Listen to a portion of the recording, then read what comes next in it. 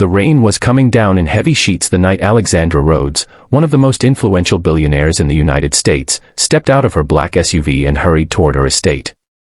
She wasn't supposed to be home yet. Her flight from Chicago had been delayed, then unexpectedly cleared, allowing her to return nearly 6 hours early. As she walked through the silent marble foyer, something in the air felt wrong. The house was too quiet, too still, too hollow for a home that contained 3 energetic 4-year-old children. She paused, dropping her damp coat onto the floor, listening carefully. Then she heard it, soft laughter, tiny giggles floating from the back of the mansion, coming from the staff quarters. Her heart clenched in panic. Her triplets, Mason, Clara, and Joseph, should have been with their live-in nanny. They should never have been near the staff wing. And certainly not at this hour. Alexandra hurried down the long corridor, each step echoing like a warning. She reached the doorway, gently pushed it open, and froze. What she saw sucked all the air from her lungs. If you believe kindness and second chances can change lives, please take a moment to like, comment, share, and subscribe. It truly helps bring stories like this to more hearts around the world. Her triplets were sprawled across the small, worn couch in the janitor's lounge, wrapped in soft blankets. And sitting on the floor beside them was Miguel Alvarez, the middle-aged janitor with graying hair and tired eyes, holding a children's storybook open in his calloused hands. The children looked peaceful, warm, loved. Miguel looked up abruptly when he noticed Alexandra in the doorway, his face paling. The book slipped from his fingers and thudded on the floor. For a long moment, the billionaire and the janitor stared at each other, both stunned, both unsure what came next. Alexandra had worked her entire life to build the Rhodes Corporation, taking over from her father at 24 and doubling its value within a decade. She was known as fierce, unshakable, efficient, a woman who didn't tolerate failure. But lately, that image had been cracking. After losing her husband 2 years ago to a sudden heart attack, she had been drowning herself in work, convincing herself it was the only way to hold her shattered world together. She loved her children more than anything, but she hardly ever saw them beyond rushed breakfasts and exhausted goodnight kisses. The guilt followed her everywhere she went, whispering in the silence. And now, seeing her triplets curled up so safely, so tenderly under the care of the janitor, someone she barely even spoke to, hit her harder than she expected. Miguel stood slowly, his hands trembling. He apologized before she could speak, explaining that the nanny had gone out unexpectedly, that the children had wandered off, scared and crying, searching for someone when a storm knocked the power out in the East Wing. He had found them huddled near the laundry room, terrified. Not knowing who else to call at that moment, he brought them to the warmest, safest room he had access to. He explained how the children clung to him, refusing to go anywhere else until they calmed down. He had cleaned their scraped knees, made them warm milk from the staff kitchen, and read them stories until sleep finally claimed them. Alexandra listened without interruption, her throat tightening. She wasn't angry, not at him. She was angry at herself.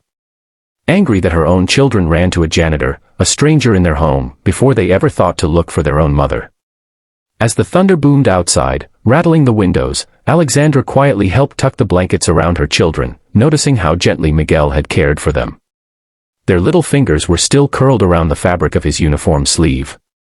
That image would stay with her forever. Over the next few days, Alexandra found herself thinking constantly about what she had witnessed.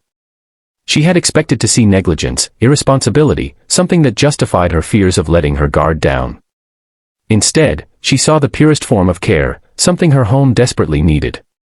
Something her heart desperately needed. It made her reevaluate everything. The nanny resigned after being confronted, admitting she often left the children alone and went out, trusting that the mansion's cameras and alarms were enough.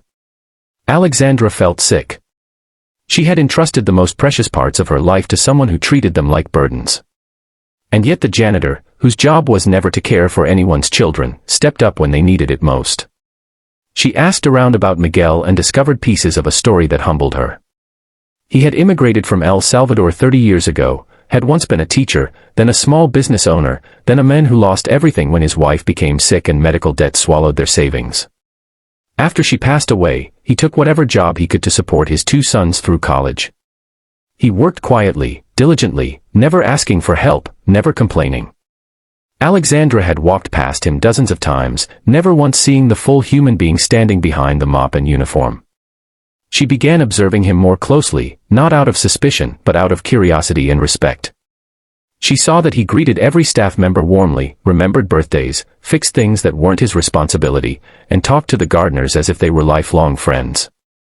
He radiated something rare, humility that wasn't weak, kindness that didn't ask for recognition, strength built on quiet sacrifice. As the weeks passed, Alexandra found herself spending more time at home. She shifted meetings, rescheduled flights, rebalanced priorities. She didn't announce this to anyone, but the change was obvious. She started eating breakfast with the kids, reading to them at night, taking them to the park on weekends. And every time she saw them laughing and running freely, she felt a little piece of her broken heart stitching back together. One afternoon, while she watched her children play in the backyard, she noticed Miguel repairing a small wooden bridge near the pond. She walked over and thanked him, not just for that day, but for everything. For saving her children's sense of safety. For showing her what real care looked like. When he looked up at her, she saw tears glistening in his eyes. He admitted that after losing his wife, he had prayed for purpose, for something that reminded him he was still needed in this world. Caring for her triplets, even for one night, had given him that feeling again. That day changed both of them in ways neither could explain fully.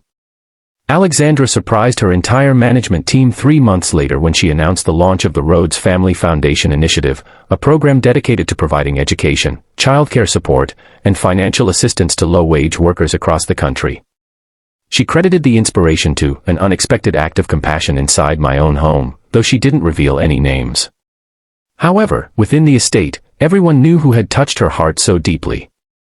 Miguel was offered a new role as child wellness coordinator for the Rhodes estate, with benefits, a higher salary, and the freedom to pursue evening classes to renew his teaching credentials.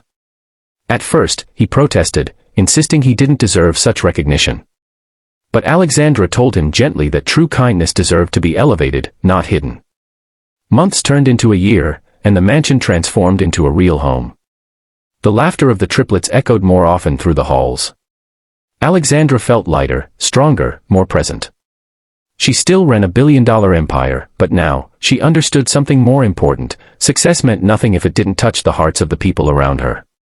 And every now and then, when she walked past the staff wing, she still pictured that rainy night, the janitor reading stories to her children, offering something no amount of wealth could ever buy.